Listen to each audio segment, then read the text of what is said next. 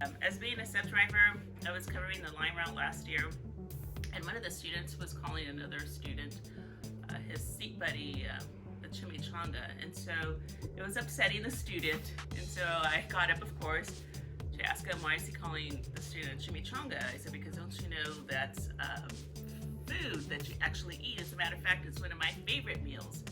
And the entire bus, of course, heard that I was correcting the student, and they all laughed, and they all started calling me Mrs. Chimichanga. So at Simonton, I'm known as Mrs. Chimichanga. Well, when I used to drive, I drove, again, special needs, my favorite. And I love to sing, and so when the kids would get on the bus in the morning or the afternoon, we would usually sing different songs. I think of different songs that we could sing together. And of course, Wheels on the Bus was their most favorite song. So I think that they'll have being able to connect with the students that way, seeing them be happy, they loved music and things like that. That really made my day. I love driving the special needs kids.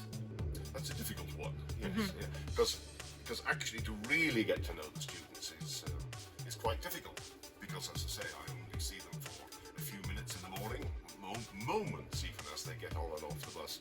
But Beatrice Nevarez would always sit in that seat there in our high school days, and she would always talk to me, and so I was always able to exchange some good conversation with her.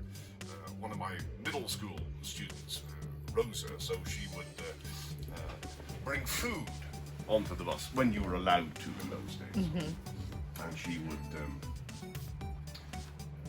they would have, I would call it home economics, but cooking classes. So she would bring in some samples for me to taste of her food. Okay, so as I was pre-tripping the bus, and in one of the seats, I saw there was a piece of paper shoved in between the seats.